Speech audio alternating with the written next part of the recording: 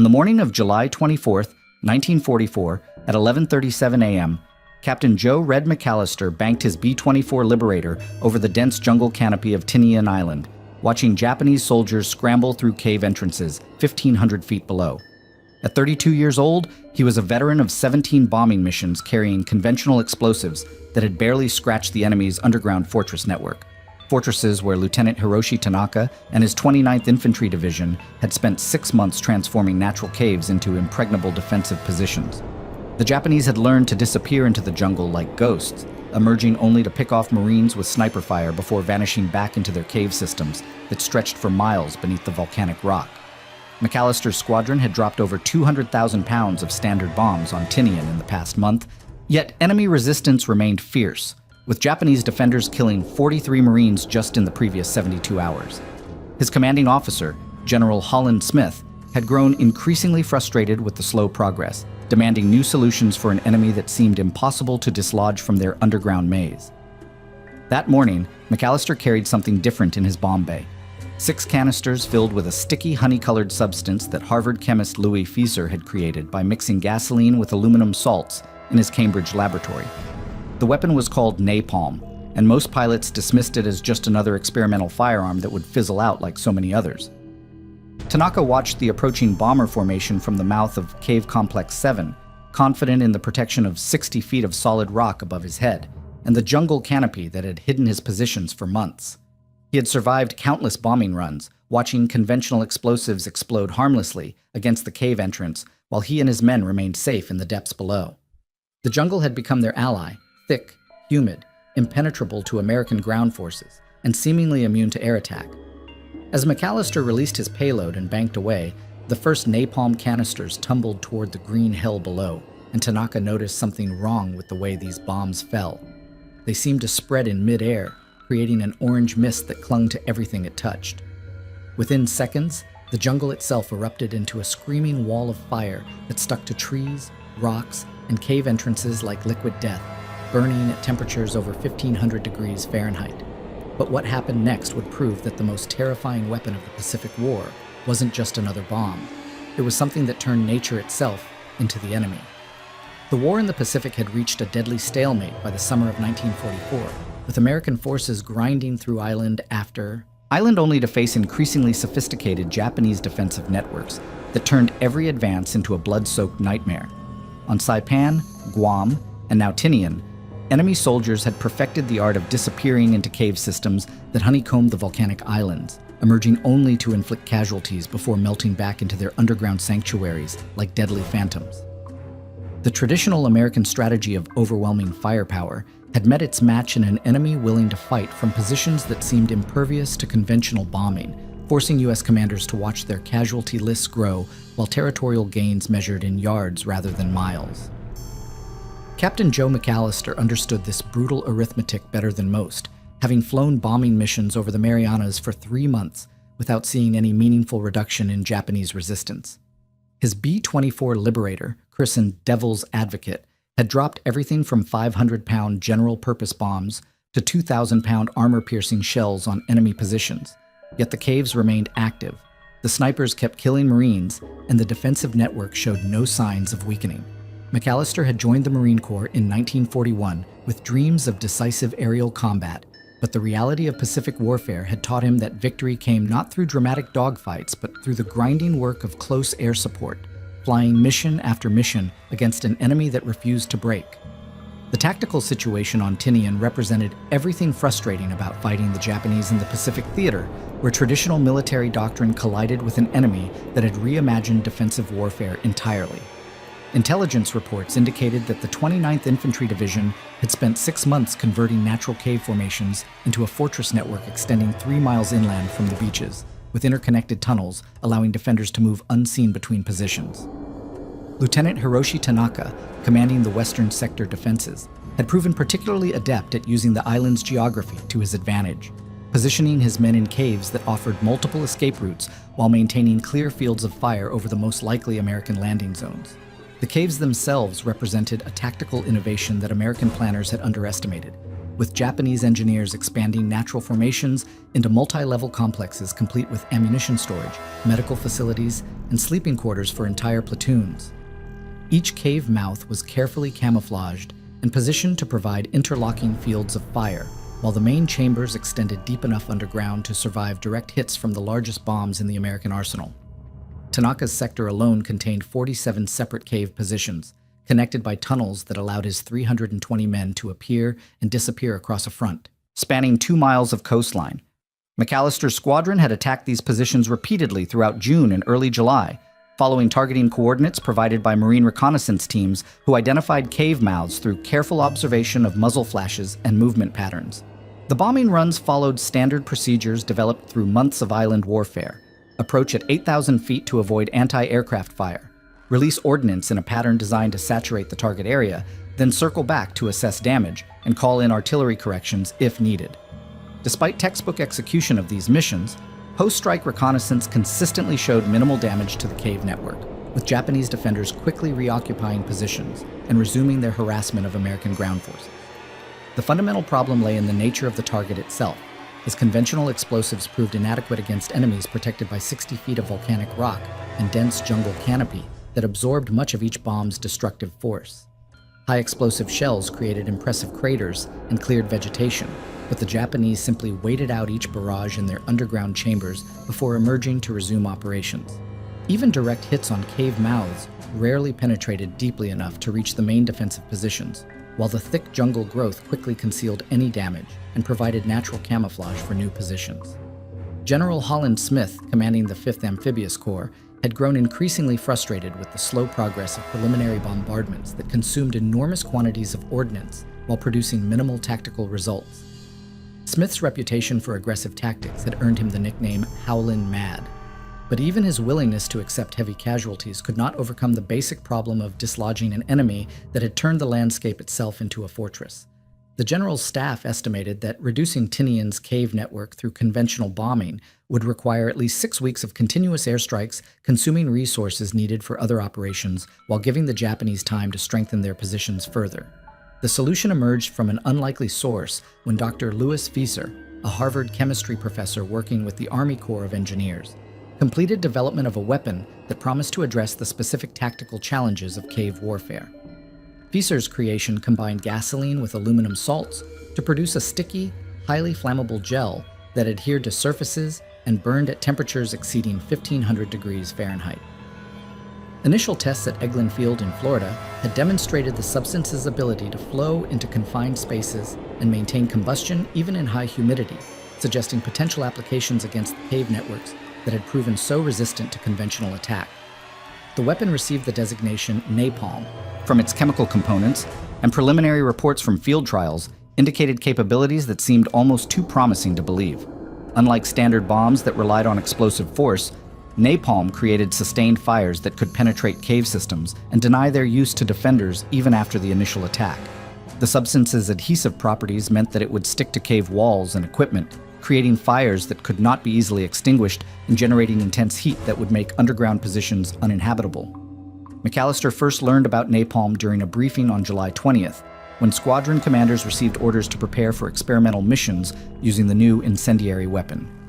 The briefing officer, a young major from Corps Intelligence, explained that each aircraft would carry 6 napalm canisters instead of the usual bomb load, with specific instructions to target cave complexes that had proven resistant to conventional attack.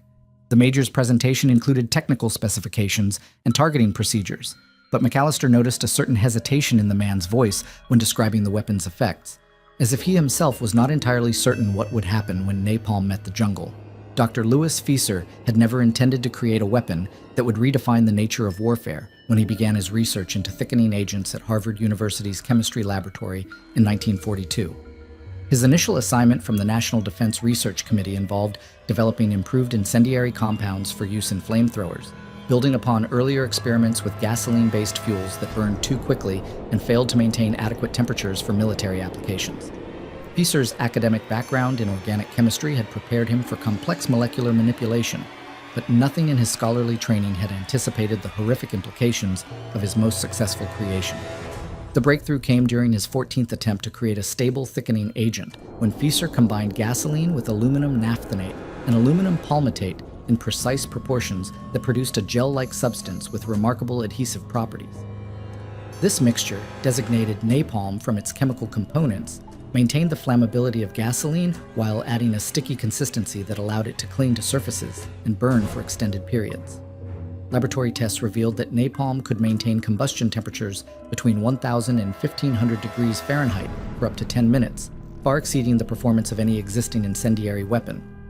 The Army Corps of Engineers immediately recognized the tactical potential of Fieser's creation, particularly for operations against fortified positions where conventional explosives had proven inadequate.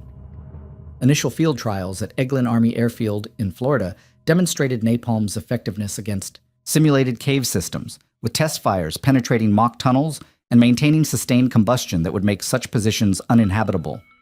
The weapon's ability to flow like liquid while burning like solid fuel promised solutions to tactical problems that had plagued American forces throughout the Pacific Campaign.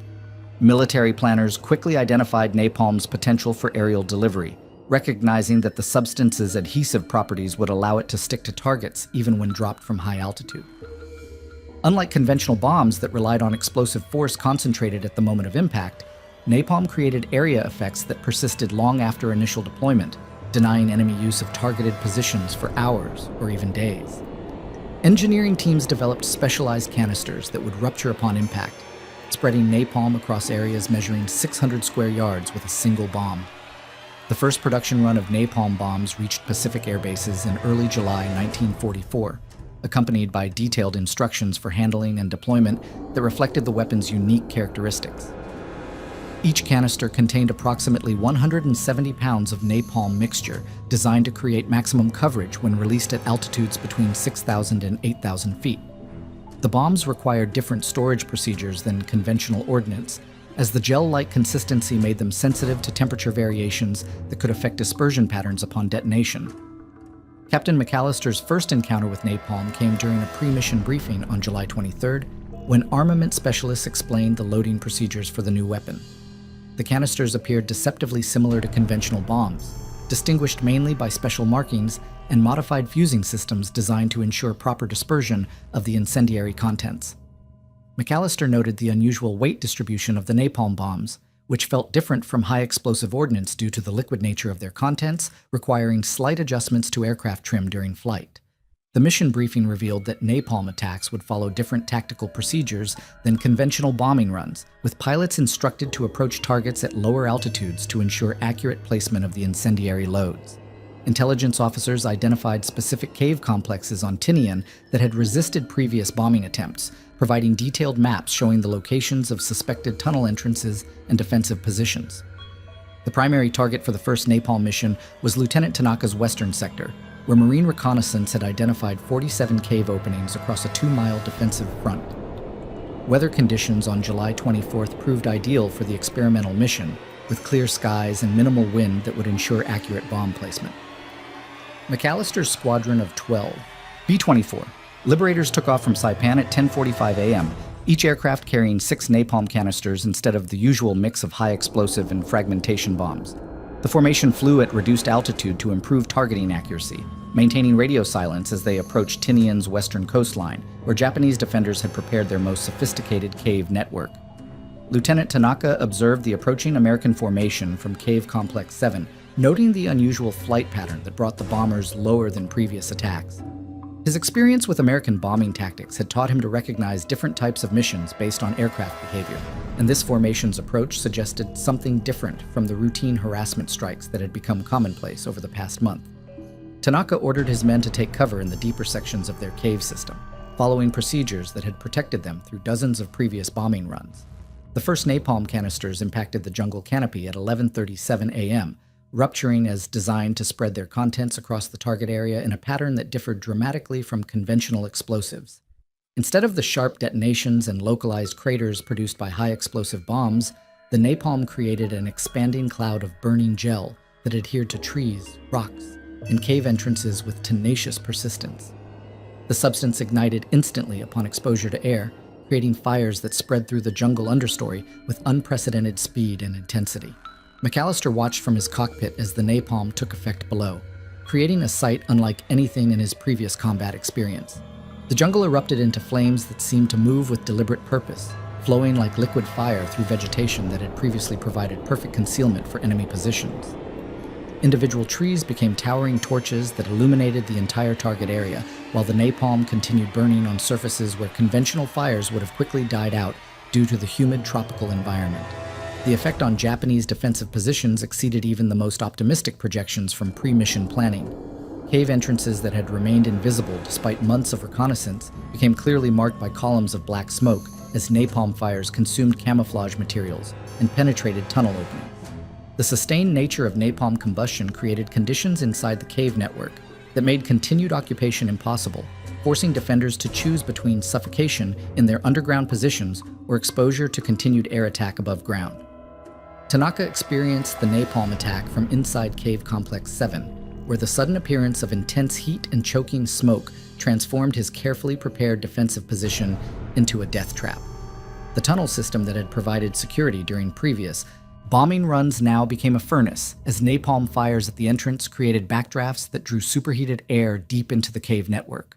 Within minutes, the temperature inside the complex rose beyond human endurance, while smoke filled passages that had no alternative ventilation. The tactical implications of napalm's effectiveness became immediately apparent as radio intercepts revealed Japanese communications describing unprecedented damage to their defensive network.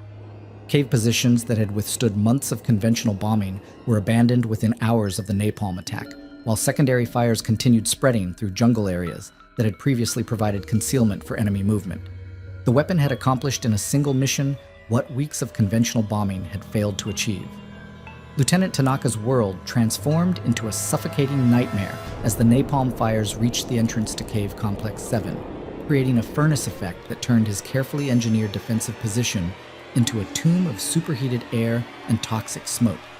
The tunnel system that had protected his men through countless bombing raids now trapped them in a labyrinth where every breath brought searing pain and the acrid taste of burning jungle mixed with petroleum fumes. Within 10 minutes of the first napalm impact, the temperature inside the cave had risen to over 130 degrees Fahrenheit, while carbon monoxide levels climbed toward lethal concentrations. The physics of napalm combustion created conditions that no amount of Japanese defensive preparation could overcome, as the sticky gel continued burning on rock surfaces around the cave entrance while drawing oxygen from deep within the tunnel network. Unlike conventional fires that consumed available fuel and died out, napalm maintained combustion by clinging to surfaces and feeding on its own petroleum base, creating sustained temperatures that made cave occupation impossible. Tanaka ordered his men to retreat deeper into the complex, but the tunnel system's design now worked against them as hot gases accumulated in the lower chambers with no means of escape. Sergeant Akira Yamada led 15 men through the connecting passages toward Cave Complex 8, following evacuation routes that had been prepared for exactly this type of emergency. The tunnels that had taken months to excavate now became escape routes filled with superheated air that burned their lungs with every breath. Yamada's training had prepared him for conventional bombardment and even chemical attacks, but nothing in Japanese military doctrine had anticipated weapons that could turn the earth itself into an oven that cooked defenders alive in their own fortifications. The napalm's persistence distinguished it from any previous American weapon, as fires continued burning for over 6 hours after the initial attack, while spreading through vegetation and cave systems in patterns that defied conventional firefighting techniques. Japanese attempts to extinguish the flames with water only spread the burning gel, while dirt and sand proved equally ineffective against a substance designed to maintain combustion under adverse conditions. The weapon had effectively inverted the tactical situation, transforming the defender's greatest strength into a liability that threatened the survival of the entire Western Sector garrison. Private Kenji Nakamura witnessed the napalm's effects from a forward observation post located 800 yards from the main cave network, watching as the jungle that had concealed his unit for months became a wall of flame that illuminated enemy positions for miles around. The fires created their own weather pattern as superheated air rose from the burning canopy, generating wind currents that spread flames to previously untouched areas while creating a smoke column visible from Saipan, 15 miles away. Nakamura's radio reports to divisional headquarters described a scene that seemed to transcend ordinary warfare, with nature itself turned into a weapon against Japanese defenders. The psychological impact of napalm proved as devastating as its physical effects, shattering the confidence of soldiers who had successfully resisted conventional attacks for months through careful preparation and disciplined defensive tactics. The weapon struck at fundamental assumptions about cave warfare, demonstrating that underground positions could become death traps when faced with weapons designed to exploit their inherent vulnerabilities. Japanese soldiers who had endured months of bombardment without breaking began abandoning positions as word spread about cave complexes, transformed into furnaces that offered no protection. Captain McAllister circled the target area for 20 minutes after the attack, observing napalm's effects with a mixture of professional satisfaction and growing unease about the weapon's implications for future warfare. The fires below burned with an intensity that seemed almost supernatural, consuming jungle vegetation that had previously proven nearly impossible to clear through conventional means.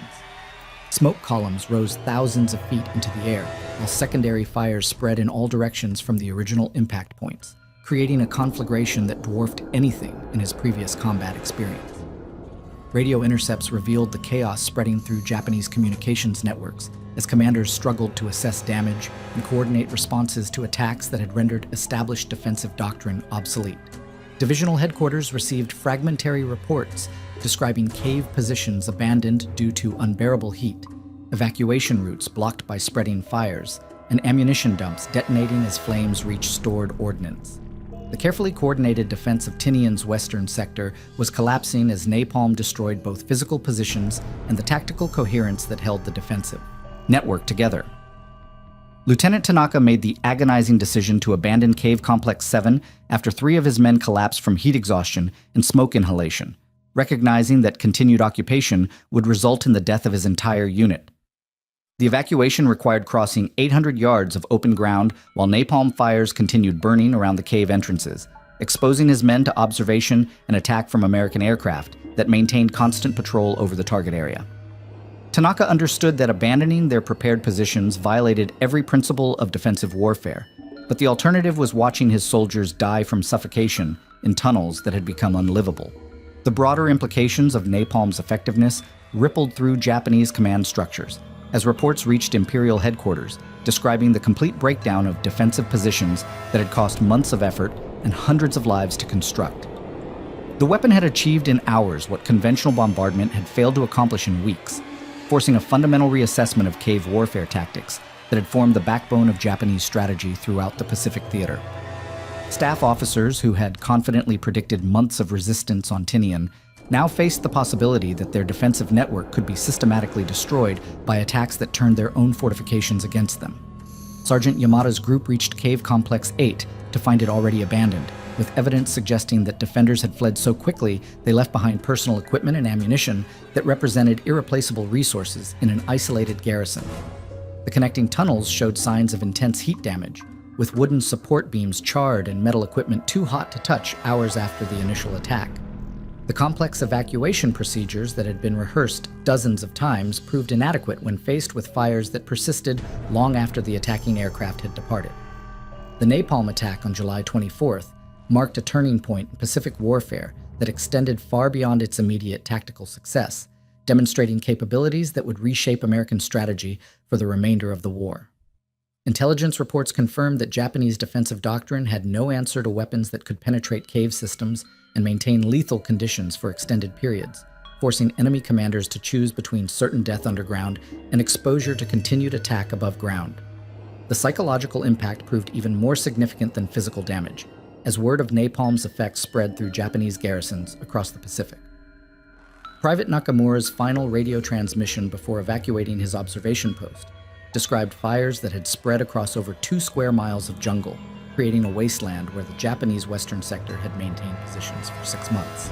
The defensive network, that had required 320 men and enormous effort to construct, had been rendered uninhabitable by 12 aircraft carrying a weapon that most American pilots had never heard of before that morning.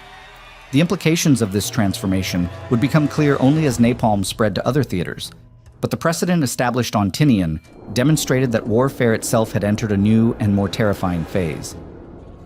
General Holland Smith received the initial battle damage assessment from Tinian at 14:30 hours on July 24th, reading casualty figures and operational reports that seemed almost impossible to believe given his experience with previous cave clearing operations throughout the Pacific Campaign. The napalm attack had achieved tactical objectives that conventional bombardment had failed to accomplish despite weeks of sustained effort, forcing the evacuation of 43 cave positions and eliminating organized resistance across the entire western defensive sector. Smith's staff estimated that equivalent results using high explosive bombs would have required at least 6 weeks of continuous airstrikes and consumed 10 times the ordnance expended in the single napalm mission. The tactical success of napalm immediately raised questions about its broader applications across the Pacific Theater, where American forces faced similar cave networks on Iwo Jima, Okinawa, and other heavily defended islands scheduled for invasion in the coming months. Smith's operational planners began revising attack schedules to incorporate napalm strikes against known defensive positions, recognizing that the weapon could potentially reduce both the duration and casualty costs of future amphibious operations. The implications extended beyond immediate tactical advantages to strategic considerations about Japan's ability to maintain effective resistance using cave warfare tactics that had previously proven so successful. Captain McAllister's post-mission debriefing revealed the psychological impact of napalm on aircrew who had witnessed its effects firsthand, describing reactions that ranged from professional satisfaction to profound unease about the weapon's implications for the future of warfare. McAllister himself struggled to reconcile his role in employing a weapon that had achieved undeniable tactical success while creating scenes of destruction that exceeded anything in his previous combat experience. The pilot's report noted that napalm fires continued burning for over 8 hours after the attack, creating a persistent area denial effect that made damage assessment dangerous, even for reconnaissance aircraft. The success at Tinian led to immediate requests for increased napalm production from commanders throughout the Pacific, who recognized the weapon's potential for breaking Japanese resistance on other heavily defended islands. General Curtis LeMay's 21st Bomber Command requisitioned sufficient napalm supplies for major operations against Iwo Jima, where intelligence estimates indicated cave networks even more extensive than those encountered on Tinian. The logistical challenges of producing and transporting adequate quantities of napalm across the Pacific required modifications to existing supply chains and the allocation of manufacturing resources that competed with other critical war materials.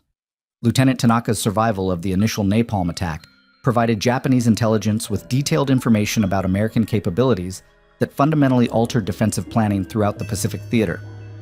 His reports to divisional headquarters described weapon effects that exceeded Japanese understanding of American incendiary technology, forcing a complete reassessment of cave warfare doctrine that had formed the foundation of defensive strategy since 1943. Tanaka's recommendations for modified defensive procedures included deeper cave construction, improved ventilation systems, and alternative evacuation routes that could function even when primary entrances became compromised by sustained fires. The broader implications of napalm's effectiveness created intense debate within American military leadership about the weapon's role in future operations and its potential impact on post-war military doctrine. Some commanders argued that napalm represented a humanitarian improvement over conventional tactics by reducing the duration of combat and minimizing American casualties, while others expressed concern about precedents being set for weapons that deliberately targeted the environment rather than military personnel directly. These discussions occurred within classified planning sessions, but their influence shaped operational decisions that would affect the remainder of the Pacific War. Dr. Louis Fieser's reaction to reports from Tinian reflected the complex emotions experienced by weapons developers who witnessed their creations employed in combat for the first time. Fieser had anticipated napalm's tactical applications based on laboratory testing and controlled field trials, but the scale of destruction described in operational reports exceeded his projections and forced him to confront the broader implications of his scientific work. The chemist's private correspondence revealed growing ambivalence about continued weapons development, even as military demands for improved incendiary compounds increased following napalm's demonstrated effectiveness. The psychological impact of napalm extended beyond its immediate tactical effects to influence Japanese morale throughout the Pacific Theater, as word of the weapon's capabilities spread through military communication networks and prisoner interrogation reports. Japanese soldiers who had maintained discipline through months of conventional bombardment began showing signs of demoralization when faced with the possibility of napalm attacks that could turn their defensive positions into death traps. Intelligence intercepts revealed discussions among enemy commanders about the feasibility of continued cave warfare in the face of weapons that exploited the fundamental vulnerabilities of underground defensive systems. Sergeant Yamada's evacuation from Cave Complex 8 marked the beginning of a broader collapse in Japanese defensive coordination, as napalm attacks disrupted communication networks and forced the abandonment of positions that had anchored the entire Western Sector defense plan. The carefully rehearsed procedures for coordinated resistance broke down when defenders could no longer occupy their assigned positions, creating gaps in defensive coverage that American ground forces quickly exploited. Yamada's unit joined thousands of other displaced Japanese soldiers who found themselves fighting a mobile defense for which they had received minimal training and possessed inadequate equipment. The operational tempo of American air attacks increased dramatically following the success of initial napalm strikes, with bomber squadrons conducting multiple missions daily against cave networks that had previously required weeks of preparation to attack effectively. This acceleration placed enormous strain on both air crews and support personnel, while consumption of napalm supplies approached the limits of available production capacity. McAllister's squadron alone conducted 14 napalm missions in the 10 days following July 24th, targeting cave complexes across Tinian and neighboring islands with a precision that conventional weapons had never achieved. The strategic implications of napalm's effectiveness reached beyond immediate tactical applications to influence American planning for the invasion of Japan itself, where intelligence estimates indicated defensive preparations that dwarfed anything encountered in the Pacific Islands. Military planners began incorporating large-scale napalm attacks into invasion scenarios, calculating that the weapon could potentially neutralize Japanese defensive networks before amphibious forces reached the beaches.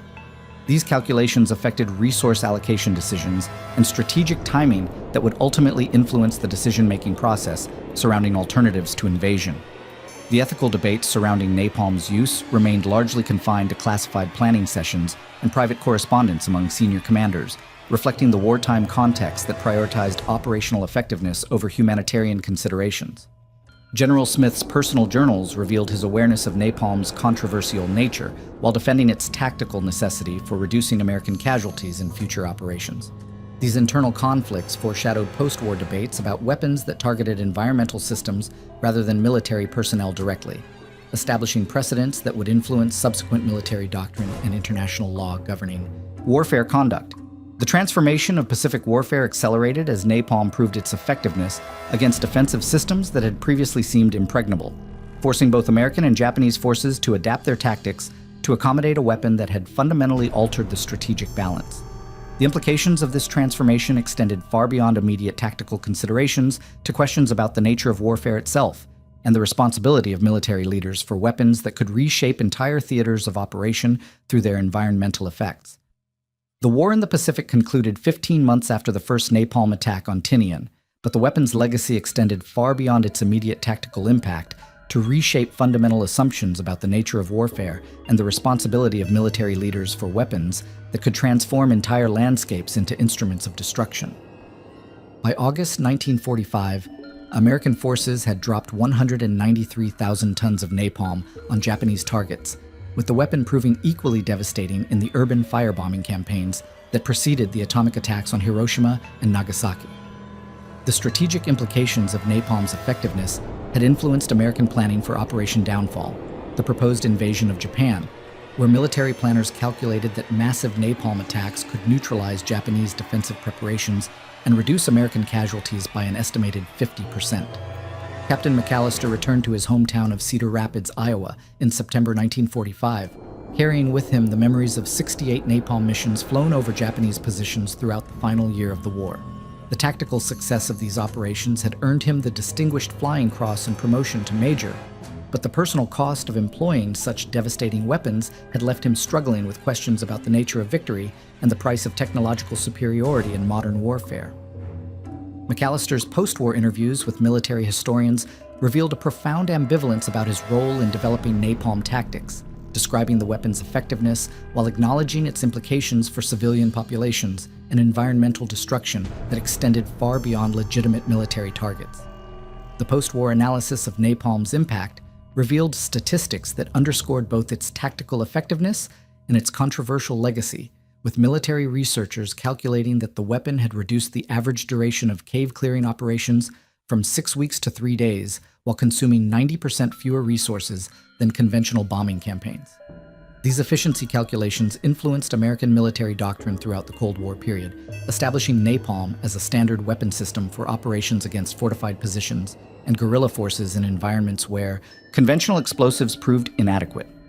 The weapon's adoption by other military forces around the world created a proliferation of incendiary capabilities that would shape conflicts in Korea, Vietnam, and other theaters for decades after the Pacific War's conclusion. Dr. Louis Feazer's post-war career reflected the complex legacy of weapons development in an era when scientific innovation had produced technologies capable of unprecedented destruction, with the Harvard chemist continuing his research while grappling with the implications of his most famous creation. Feazer's correspondence with colleagues revealed ongoing efforts to develop more precise incendiary weapons that could achieve military objectives while minimizing collateral damage, but his work remained classified and controversial throughout the 1950s. The chemist's public statements about napalm emphasized its role in ending the Pacific War while avoiding discussion of its effects on civilian populations, reflecting the broader American reluctance to examine the humanitarian implications of weapons that had contributed to victory. Lieutenant Tanaka's survival of the Tinian campaign and subsequent interrogation by American intelligence officers provided valuable insights into Japanese perceptions of napalm and its impact on enemy morale throughout the Pacific theater. Tanaka's detailed reports describe the psychological effects of facing weapons that could turn defensive advantages into liabilities, forcing Japanese commanders to abandon tactics that had proven successful against conventional attacks. His post-war interviews revealed that napalm had fundamentally altered Japanese military thinking about defensive warfare, leading to doctrinal changes that emphasized mobility and dispersion rather than fortified positions that could become death traps when attacked with incendiary weapons. The broader strategic implications of napalm's development and deployment established precedents for military research and weapons procurement that would influence American defense policy throughout the Cold War era, with Pentagon planners prioritizing technologies that could provide decisive advantages in limited conflicts without requiring nuclear weapons. The success of napalm in Pacific operations demonstrated the potential for chemical and incendiary weapons to achieve strategic objectives through tactical applications, leading to expanded research programs that produced a new generation of specialized munitions designed for specific operational environments. These developments reflected a fundamental shift in military thinking about the relationship between technology and strategy in an era when scientific innovation could rapidly alter the balance of power between opposing forces. General Holland Smith's post-war memoirs provided candid assessments of napalm's role in Pacific operations while defending the tactical decisions that had led to its widespread adoption despite humanitarian concerns raised by some military leaders and civilian officials. Smith's writings emphasized the weapon's effectiveness in reducing American casualties, while achieving operational objectives that conventional tactics could not accomplish within acceptable time frames and resource constraints. The general's arguments reflected broader debates within the American military establishment about the balance between operational effectiveness and humanitarian considerations in weapons development and deployment decisions. The environmental consequences of extensive napalm use throughout the Pacific theater became apparent only in the decades following the war's conclusion, as ecological research revealed long-term damage to island ecosystems that had supported unique flora and fauna destroyed by incendiary attacks.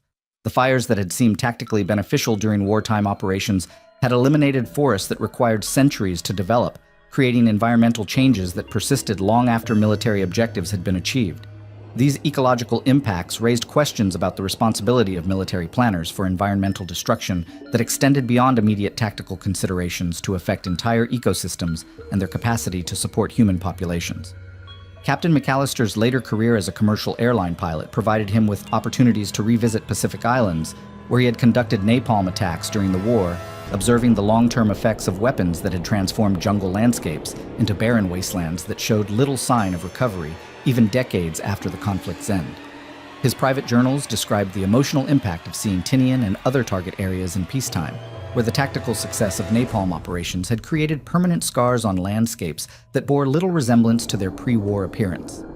These observations contributed to McAllister's growing conviction that military victory, however necessary, carried moral obligations that extended beyond the immediate objectives of warfare to encompass responsibility for the long-term consequences of weapons employment. The legacy of napalm's development and use in the Pacific War established patterns of weapons research and military doctrine that would influence American involvement in subsequent conflicts, with the weapon's tactical effectiveness leading to its adoption in Korea and Vietnam, despite growing international opposition to incendiary weapons that affected civilian populations and environmental systems. The precedents established during the Pacific Campaign provided justification for continued development of chemical and incendiary weapons systems, that promised tactical advantages in limited conflicts where nuclear weapons were politically unacceptable.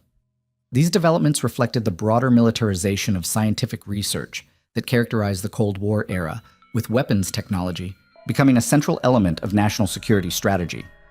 The personal costs of napalm's legacy extended to the scientists, military leaders, and air crews who had participated in its development and deployment, many of whom struggled with questions about their responsibility for weapons that had achieved undeniable tactical success while establishing precedents for environmental warfare that would influence military doctrine for generations.